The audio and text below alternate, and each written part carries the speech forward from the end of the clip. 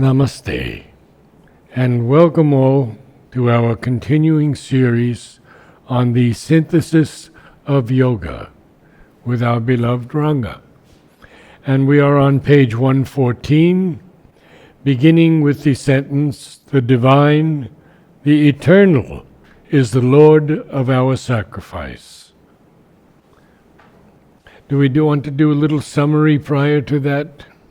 Can we do a little summary prior to that? Yeah, we'll do that.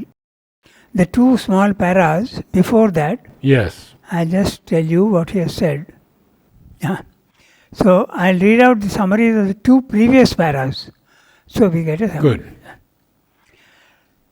The first two results of Karma Yoga are, number one, the birth of devotion and love. Karma Yoga is you are doing action and you're concentrating on action and you are offering it to the divine. But you're constantly offering to the divine, so the connection is made, and that connection will give you devotion and love. And the union of karma and bhakti yoga. Bhakti, devotion comes in, that means it is bhakti yoga also. So that's the first thing. Then the next is the second one, the two results are, is the birth of knowledge. Union of Karma Yoga with Jnana Yoga. So if you are doing Karma Yoga, which is the most comprehensive, because it covers the whole life, whatever you are doing it for the Lord, by remembrance and offering. Remember and offer. That's Sribdha's formula. Remember and offer. But each one who comes, Pardon? each one who comes to the divine or Yeah. wants to come to the divine Yes. has his own dharma. Yes. So it may be bhakti Yes. or it could be jnana. Yes. But no, Or Karma it Yoga. can be a combination of them. Yeah. No, so Karma Yoga means that all your actions in the physical world, you're not worried about Jnana or Bhakti. You're just doing Karma Yoga means every action that you're doing, thinking, emoting, doing physical action, you're doing it for the Lord and not for yourself. That's Karma Yoga. But if you go on doing that, the connection is made with Him. And if the connection is made, when you know somebody, naturally you start having a relation with them, so love comes up. And then also, even this is true in the physical world. When you have to work with somebody, a relation is formed. And then after that, it can even turn into love. Okay. So, and you also get knowledge of someone you know intimately. If I don't know you intimately, I won't know anything about you. But the more I know you intimately, the more I know about you, and knowledge also comes up. So when you do Karma Yoga, it ends up by giving you knowledge of the divine as well as devotion for the divine. That's what is meaning. Okay? So the second is the birth of knowledge, union of Karma Yoga and Jnana Yoga. The third is the removal of ego from all parts of the nature. If you are doing it for the Lord and not for yourself, naturally the ego, the strings of the ego get frayed and they become less and less and less. Finally the threads are broken and no more ego. So that's the thing. The third is the removal of ego from all parts of the nature, from mind, will and even action. Ego must be uprooted, lock, stock and barrel. Ego seed, ego presence, ego influence. All these things will go. The ego seed, the ego presence and the ego influence, all of them will go. Everything that one does should not be for oneself but for the divine. Then a subtler direction arises and it has to be dealt with. Nothing must be done for oneself and for others where the idea of ego gets diluted. Oh, I'm not doing it for myself, I'm doing it for others. So you feel that you are doing an unegoistic action. But there is a very subtle ego satisfaction that you are doing for something others. So that is also not humanitarianism, philanthropy, Yes. altruism, not spiritual activities. They can be turned. You can do something spiritually for somebody else, But their ego is not there. But if you are our level you are doing and thinking that I am doing it for them, there is ego usually. The ego can go only when you go to the level 2, spiritual planes of consciousness. So long as you are at level 1, not possible to get rid of ego, however much you try. Okay? So that's what he's saying. So nothing must be done for oneself. Others also, where ego, idea of ego is there. Okay? Then neighbors, friends, family, country, mankind. If you do all these things, but you must think that you are doing it for the divine in the friend, not for the friend, but for the divine in the friend. If you are doing it for the nation, then you will see that it is a very selfless act. But actually there is a slight ego satisfaction. Sri Aurobindo himself says that about his own experience. When he was in Calcutta, leading the freedom movement, and suddenly he is told by Sri Krishna, go to Pondicherry. No more freedom movement, go there, I've got other work for you. Then he felt a little bit of a pinch. Okay? Then he realized that that's the self-satisfaction that you get. I'm doing it for the divine. I'm doing it for the country, not for myself. So there's a subtle ego that comes in. So even when you do something for your friend or your country or mankind even, neighbors, friends, even your relatives, you must think that you are doing it for the divine in that friend. That's what he's saying. What about those who are hostile toward you? You should keep away. Because their influences, if you make a connection, the influences can come in. A neutral attitude of no hate, no rancor, but keep aloof. Association has got a very strong influence. That's why we have in India, we have a word called satsanga. Mix with the right people. Yes, yes. That's important. So if there is someone positively hostile, avoid contact. Better. But without a repulsion. No repulsion. Oh, he is bad, I don't want it. No. As a calm, quiet refusal to associate. You can be polite if the person, sometimes it happens. They come and fawn on you and put themselves on you. Okay? You have to very politely refuse and separate. So, that's what Sri Aurobindo is saying. Then, because ego does not disappear, even when these works are apparently done, not for oneself, but for mankind, nation, country, you think you are doing, but you are not. You are actually, there is a subtle satisfaction, egoistic satisfaction. So that is not a spiritual thing. It's a very high moral thing. I am fighting for my country. Fine. Nobody is saying it's bad, but it's not spiritual. If the ego is there. If the ego is not there, fine. But the ego cannot be got rid of at level 1. It can be got rid of only at level 2. So, then, in all these cases, seemingly philanthropic, altruistic, apparently not egoistic, there is a subtle ego satisfaction and we act because of attachment, preference, connection. So, when action is performed completely, truly, freely, only for the divine, there the individual life upgrades itself to a daily dynamic worship and service to the divine. And the universe becomes a vast temple for worship and love of the divine. This is what he said in the previous one. Life entire becomes a sacrifice for the divine himself in the universe through the individual soul. In other words, the individual sacrifice now is transformed into God's sacrificial manifestation in the two lower planes, cosmic and individual. How is God's manifestation and sacrifice? When God is manifesting himself, descending into the darkness of the inconscient, is he not losing his knowledge? Is he not losing his consciousness? Is he not losing his power? Ananda? Therefore it's a sacrifice.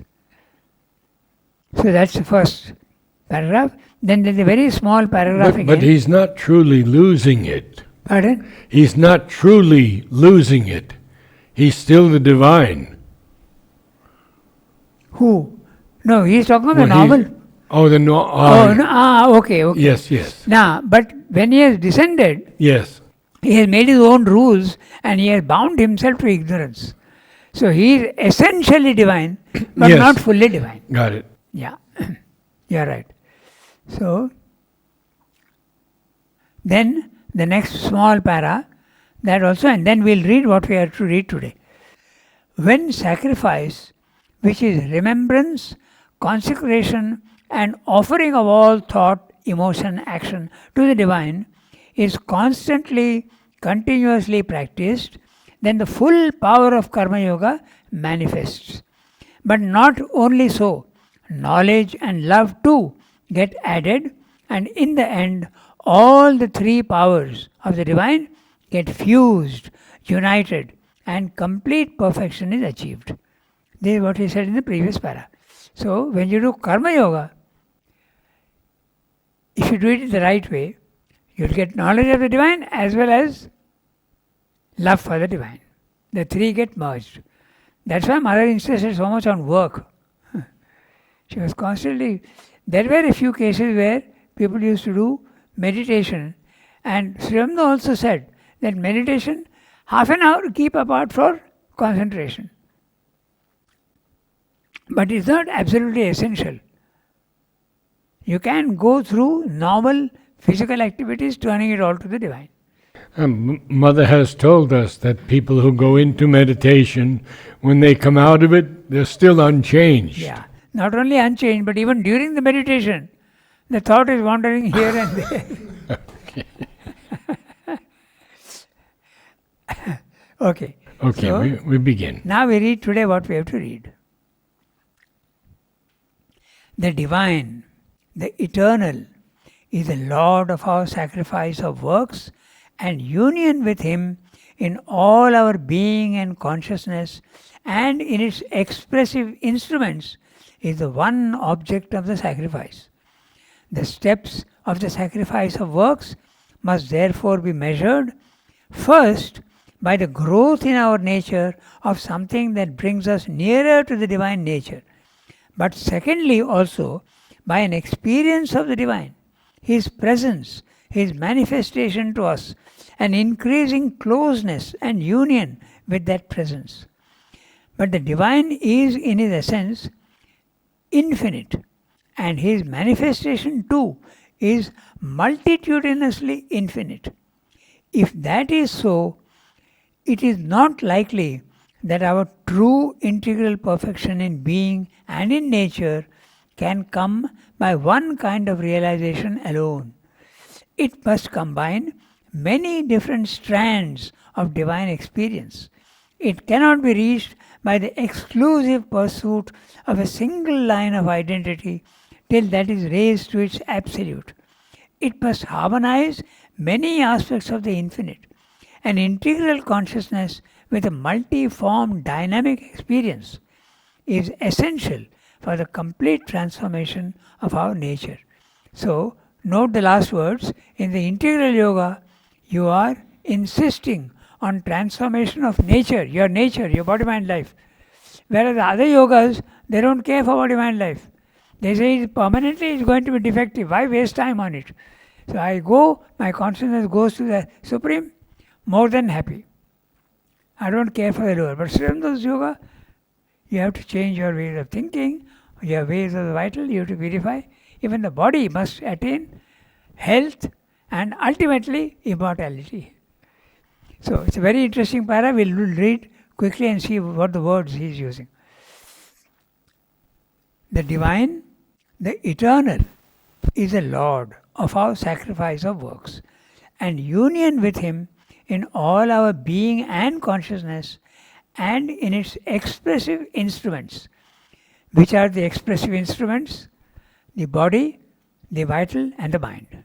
These are the expressive instruments.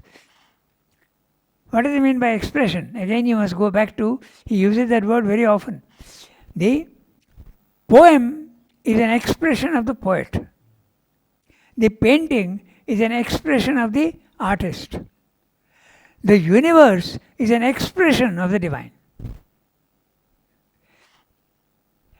body, mind, life is an expression of your self or your soul or whatever. So that's what I mean by expressive. He constantly uses this word. Then is the one object of the sacrifice. So when you are doing a sacrifice, not like the Vedic sacrifices where you are pouring ghee and saying, I want this result, I want children, I want my business to profit. You may get what you want when you do it in the right way, the Vedic sacrifice. But it will be only physical results. So does the yagna have validity? Yes.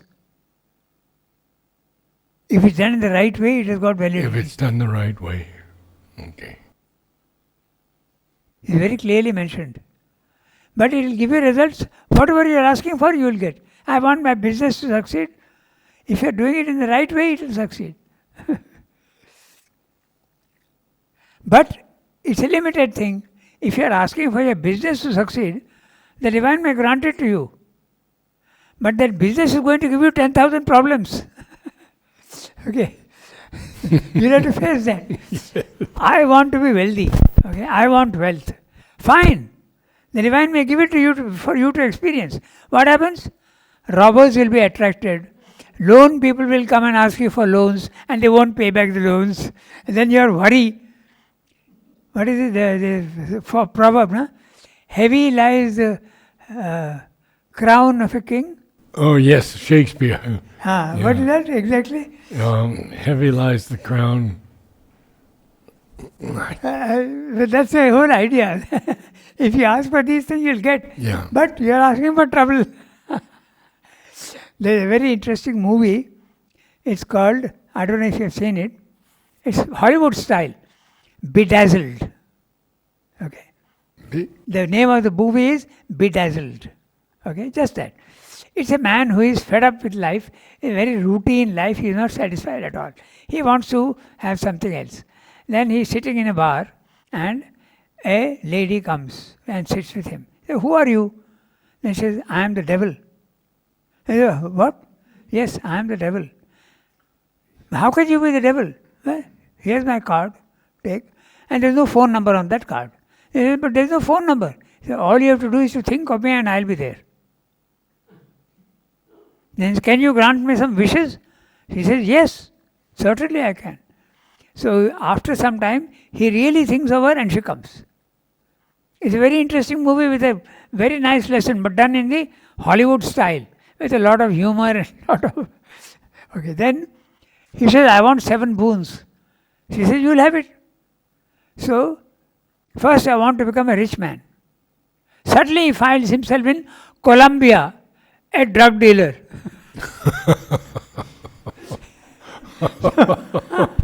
So he's got wealth, but he's got 100,000 problems.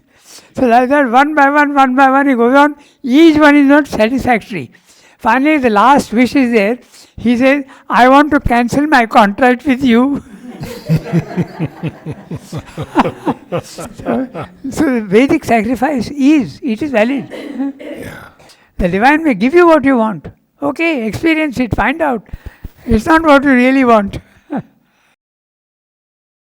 Okay, so expressive instruments of the one object of the sacrifice. The steps of the sacrifice of works must therefore be measured first by the growth in our nature of something that brings us nearer to the divine nature. So, the test of your success in the Karma Yoga is you feel yourself more and more your thoughts are being directed to the divine, more and more you are thinking of him, and sometimes even your small wishes and desires come true. So you realize that there is a guidance, you want guidance and the guidance also comes. So you realize that there is a growth in the being. It's not complete yet, but you can see the connection being made. That's what Swami is saying. How do you measure? He's saying the sacrifice of works must be measured first by the growth in our nature of something that brings us nearer to the divine nature. But secondly also by an experience of the divine, his presence, his manifestation to us, an increasing closeness and union with that presence. Okay, that's to have the experience is wonderful. But in the beginning, the experiences are not permanent. You get an experience, you fall back into your normal nature until you are ready for more. It goes on, fluctuating up and down, until finally you get stabilized in the experience itself. Okay? But the divine is, in his essence, infinite. And his manifestation too is multitudinously infinite. So, even in mathematics, you have the concept of many infinites. Not only one. Infinite doesn't mean only one infinite. There can be so many infinites. So, simply saying multitudinously infinite. Because infinite in the higher levels is one thing. But here, there are multitudinous infinities. Okay, so if that is so, it is not likely that our true integral perfection in being and in nature. Now let's understand why he's saying being and nature. Being means in soul and nature means body, mind, life. Okay? The two are different. You can have perfection in the soul, but not in the body, mind, life. But Srivamdana wants both. Okay? So, in being and in nature can come by one kind of realization alone. So he's saying, if you hanker for jnana, for knowledge, you will get knowledge. But you don't know the divine fully. You don't have the bhakti. You have not been able to translate that wonderfully into your body, mind, life. So it's not likely that you will get, if you go only through one way. Okay? By one kind of realization alone.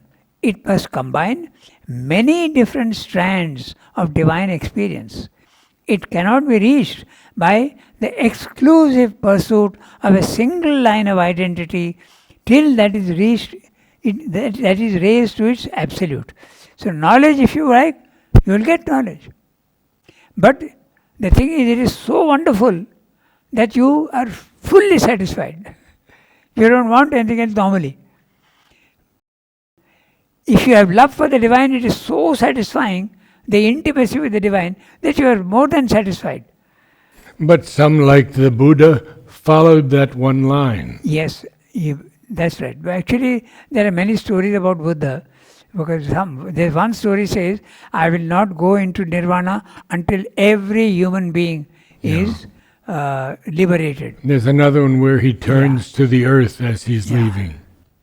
But the Buddhistic ideal is to completely annihilate the existence of body, mind, life. The lower existence is annihilated. You go back to the source you came from. You came from the infinite, you go back into the infinite. No more individual. But that is not the only choice a soul has. Once a soul is liberated, it has many choices. It can disappear into the infinite if it wants. If it wants to stay in the subtle world, it can. If it wants to take birth again, it can. But this time when it comes down, very quickly it will get liberated. Because the moment you come down here, you are again bound, but you will get liberated. The other is to rise up to the supermind and then do God's will. So all these possibilities are there for the soul. But the Buddhists want disappearance into the infinite, shunyam. That's not the only spiritual aim. There are so many other aims. So Srivamdana is saying, you must combine all the different strands, knowledge aspect, okay, power aspect, love aspect, get all these. Why not know the divine fully? That's why integral yoga. But the integral yoga is not for everybody. I have had experience of two very sincere people who came and they said, this integral yoga is not for us. One wanted only knowledge. The other one wanted only love and intimacy with the divine. And I know the story of one young lady who was here for many, many years. And one day she comes to Mother and Mother says, this yoga is not for you. And she understood that. And she left. Yeah. But years she was here. Sometimes it can even be harmful to you. For instance, Nishikanto. Mm-hmm. Nishikanto was a fantastic poet, but he was very greedy. Okay? And he had a lot of illnesses. So Srivamdana told him this yoga is not for you. There's a lot of suffering for you in this path. He said, no, I want. He said, but you'll have to face all these sufferings. He said, I don't mind. So he was very fond of sweets and all that. He had diabetes, blood pressure, ulcers in the stomach. But what poetry he has produced? Unbelievable poetry. He is not known because nobody in the ashram wants to make a name for himself. But he is equal to any great poet. He came from Tagore. And Tagore was very unhappy that he left him and came here to the ashram. Okay? So, he ended up in the nursing home, in Jipmer. And then his whole body was burning one day and he came. He was brought. He said, take me to mother. Mother was coming down the staircase. He was brought in a stretcher. Oh, I know this. You know that story? Oh, yes. Please tell it. It's a beautiful story. He's on the stretcher. Mother comes down the stairs, puts her foot on his chest. He asks for it. He asks for it. Yes. Mother, put your leg on my chest. Yes. And she was up there on the staircase. So she put her leg on the staircase. Yeah. And he got well. Yes. He felt a coolness in the body. And there's a beautiful line in Savitri describing this. Okay? To heal with her feet the aching throb of life. Then did you hear the last joke he made? What if she had put 2 feet? Oh, he was a fantastic man. A painter and an artist and a poet. I got the honor to meet him on his birthday. Aurobindo Basu took me to him on his birthday. And it was a wonderful experience. But he said he would go through all that pain just to be by Sri Aurobindo. He didn't want to leave. No. And when in the evening talks they used to speak about Nishikanto, Srimati said, oh, the genius of poets, Srimati says, oh, Nishikanto. He gestured like that. It's fantastic. There's one poem of his which Srimati has translated into English. It's a beautiful poem.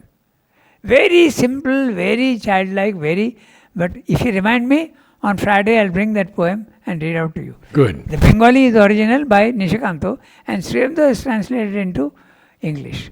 Very small. I think 2 or 3 paragraphs. Stanzas. Stanzas. It's very beautiful. The King of Kings is the title of the poem. We'll read that. So, multitudinous and so Srimati is saying, if you pursue only a single line of identity till that is raised to the absolute, you are not likely to have the integral knowledge. It must harmonize many aspects of the infinite. An integral consciousness with a multiform dynamic experience is essential for the complete transformation of our nature. So you must have knowledge, you must have love, but you must have power. If you don't have power, you can't change your body, mind, life. So power also must be there. And this is Savitri's experience when she meets the 3 Madonnas. Yeah. She has to give something that they don't have. There is one fundamental perception indispensable towards any integral knowledge or many-sided experience of this infinite. It is to realize the divine in its essential self and truth, unaltered by forms and phenomena. Otherwise, we are likely to remain caught in the net of appearances or wander confusedly in a chaotic multitude of cosmic or particular aspects. And if we avoid this confusion, it will be at the price of getting chained to some mental formula or shut up in a limited personal experience. The one secure and all-reconciling truth, which is the very foundation of the universe, is this, that life is the manifestation of an uncreated self and spirit, and the key to life's hidden secret is a true relation of this spirit with its own created existences. There is, and what is that he is describing now? There is behind all this life the look of an eternal being upon its multitudinous becomings. There is around and everywhere in it the envelopment and penetration of a manifestation in time by an unmanifested, timeless eternal. But this knowledge is valueless for yoga if it's only an intellectual and metaphysical notion void of life and barren of consequence. A mental realization alone cannot be sufficient for the seeker. For what yoga searches after is not truth of thought alone or thought of mind alone, but the dynamic truth of a living and revealing spiritual experience. There must awake in us a constant indwelling and enveloping nearness, a vivid perception, a close feeling and communion, a concrete sense and contact of a true and infinite presence always and everywhere. That presence must remain with us as a living, pervading reality in which we and all things exist and move and act, and we must feel it always and everywhere, concrete, visible, inhabiting all things. It must be patent to us as their true self, tangible as their imperishable essence, met by us closely as their inmost spirit. To see, to feel, to sense, to contact in every way, and not merely to conceive this self and spirit here in all existences, and to feel with the same vividness all existences in this self and spirit is the fundamental experience which must englobe all other knowledge. So, he is obviously referring to the self, the experience of the Brahman. And towards the end, the cosmic consciousness. If you have the cosmic consciousness, you see the divine everywhere, you feel, and you are one with everybody. You see the oneness. We'll go back to the beginning of the para. Line by line. Yeah. Because when he uses words, for one experiences, he uses 10 different phrases in different places. But we must not get confused. We must say, oh, he is referring to this. Oh, he is referring to this with these separate words. Oh, with these words he is referring to the same thing. So this is what we have to see. That's why from those language, we have to understand the language. And what is the meaning? Okay.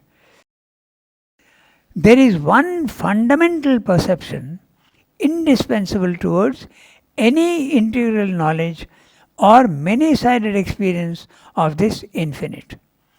It is to realize the divine in its essential self and truth, unaltered by forms and phenomena.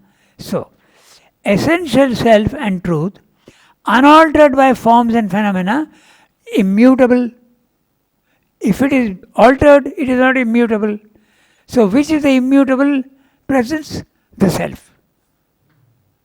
So, unaltered, now he is saying, he is not using the word immutable, but that's what it means. So, it means the self. The Brahman consciousness, the Atman. You can use any word you want, Nirvana if you want. But Nirvana has got a slightly negative connotation. You are denying the existence of the world. So, that's not always true. So, this is what it means. Any integral knowledge, it is absolutely essential to have the experience of the self.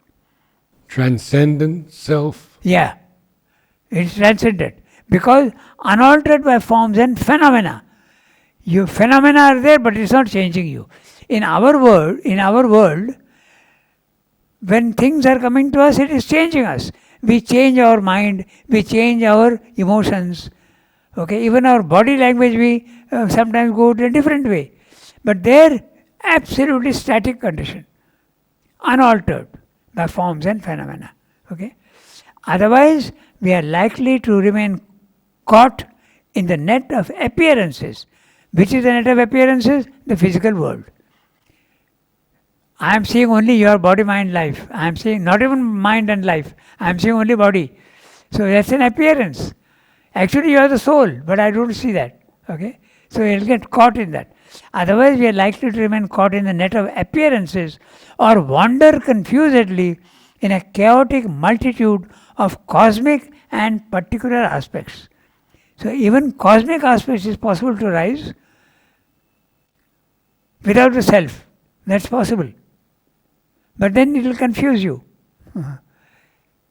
Again, we come back to that famous phenomena in yoga, the jadavat, pishachavat, unmattavat, balavat. You see, if you are, these things can happen. It can disorient you. That's a already different subject, but it's possible that can happen. That's what I'm saying. Okay? Or wander confusedly in a chaotic multitude of cosmic or particular aspects. And if we avoid this confusion, it will be at the price of getting chained to some mental formula or shut up in a limited personal experience. So, you must get the experience of the self where only the divine is there without the universe. Transcendent experience. The self. That is essential. Okay, that's what he's saying. The one secure and all reconciling truth, which is the very foundation of the universe, is this: that life is the manifestation of an uncreated self and spirit. So, uncreated self and spirit is the self-existent self, the Brahman consciousness. That is uncreated. That means uncreated means permanent, immortal. Whereas our world is all created. You are created, I am created, even a stone is created. It will destroy itself. Okay, so this but it's the manifestation of this uncreated self. That life is the manifestation of an uncreated self. Yes, yes. We have to realize that. The materialist does not. He thinks that this is an independent world, sufficient by itself. That's not true. That's what Swami is saying. The world exists because there is a self. If the self is not there, the world will not exist. If the world doesn't exist, the self will always be there. That's the primary reality, this is the secondary reality. In fact, the Buddhists and others say there is no reality at all. But it's a reality. It's a temporary reality of the permanent reality. Okay? So, now he's saying, and he's explaining what he means by the uncreated self.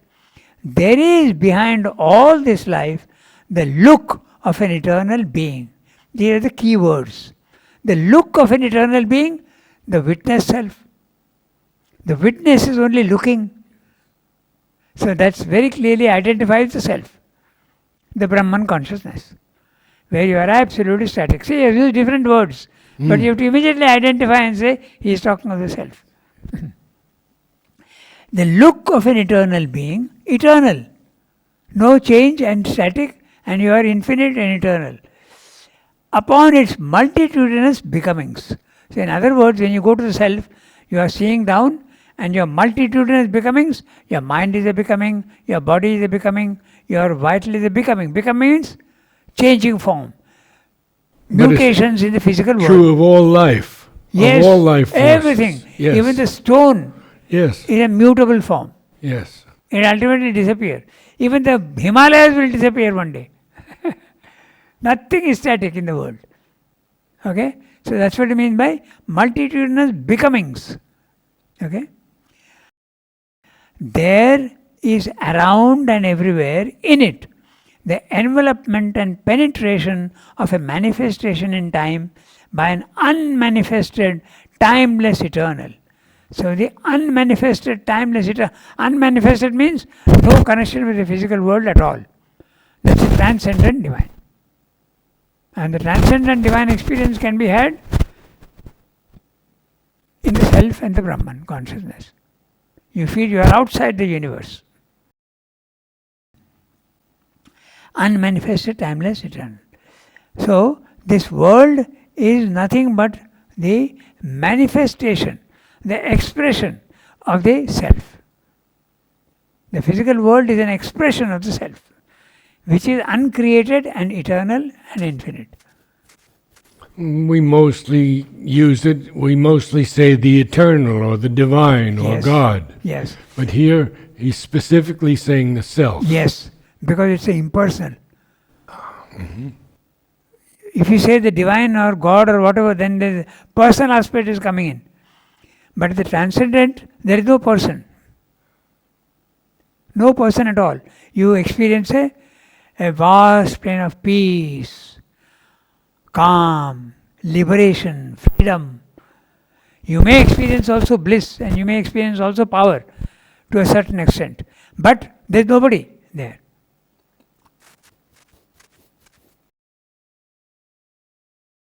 It's the impersonal aspect of the divine.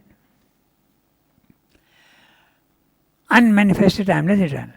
But this knowledge is valueless for yoga if it's only an intellectual and metaphysical notion. So, for all of us, it's only an intellectual knowledge. We have to experience it. There's a very interesting, Nirod Baran is writing always to Sri Aurobindo and saying, is there anybody in the ashram who has experienced the Brahman consciousness? So Sri Aurobindo says, oh yes, there are. He says about half a dozen people have had it. He says, can you whisper their names to me? Sri Aurobindo says, no. Actually, he was our hair cutter. He used to cut hair. Yeah. And he had the experience of the Brahman for several months.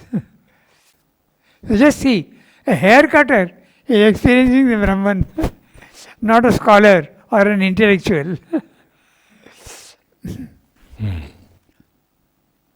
But this knowledge is valueless for yoga if it's only an intellectual and metaphysical notion void of life and barren of consequence. Barren of consequence. Your mental knowledge is, there's no consequence. But when you experience it, it makes a huge change in your practical life. You become a different man. A mental realization alone cannot be sufficient for the seeker. Now, when Sri Aurobindo is speaking of mental realization, he means the spiritual planes of consciousness. Sometimes people make a mistake. When he says mental realization, because he includes the spiritual planes as mental, higher mind, element mind, intuitive mind, over mind. They are all mental regions. But if you don't connect with the physical world, there is no consequence in the physical body-mind life. You are living in a spiritual consciousness, but your body-mind life will continue with your old habits. That is the famous example of Durvasa. He is a realized soul in his consciousness, but he used to get angry, he used to curse. So, untransformed being. That's what Sri Aurobindo wants. He wants change in the body-mind life. And when can you have that? Only when you go to the third level. So don't get stuck in the spiritual planes of consciousness. Go beyond to the third. That's why his yoga is triple transformation. Psychic transformation, spiritual transformation, supramental transformation. Then you have the power to change your body-mind life. Okay. So, living in, for yoga searches after, for what yoga searches after is not truth of thought alone or truth of mind alone, but the dynamic truth of a living and revealing spiritual experience. Living and revealing in the physical world. There must awaken us a constant indwelling and enveloping nearness. So, indwelling, you see the divine within yourself. Enveloping nearness, cosmic. So, you experience the transcendent, but you must also experience the divine within yourself and in the cosmos. Okay? The word constant indwelling is very clear. You see the divine within yourself. And enveloping nearness in the universe outside you, enveloping you. Okay? So, a vivid perception, a close feeling and communion, a concrete sense and contact of a true and infinite presence always and everywhere. There is a beautiful birthday prayer that Srimando gave to Champaklal. I'll recite it to you. In the night as in the day, be always with me. In sleep as in waking, let me feel in me always, let me feel in me always the reality of your presence. So, the same thing he's saying here in different words.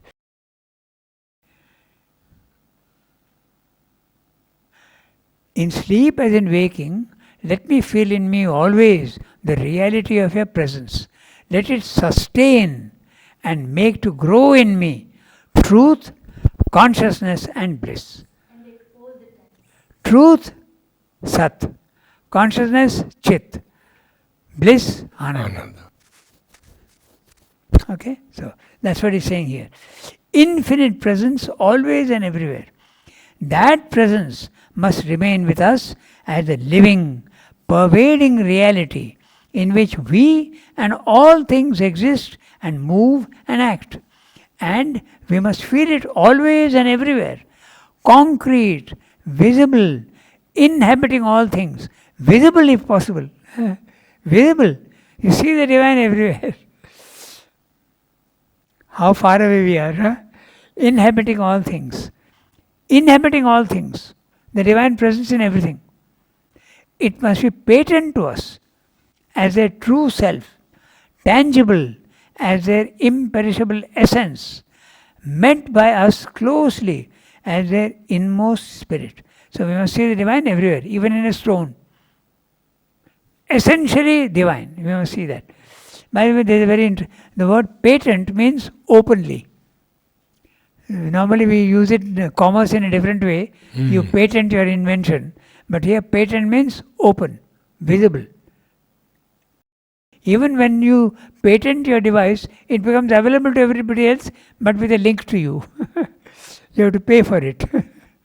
So, patent to us is the true self. To see, to feel, to sense, to contact in every way, and not merely to conceive this self, the spirit here in all existences, and to feel with the same vividness all existences in this self and spirit is the fundamental experience which must englobe all other knowledge. So this is a cosmic consciousness. So you must go to the self and have the cosmic consciousness essential. That's what he's saying. Thank you, Ram. We can stop here today. Yes. Namaste, all.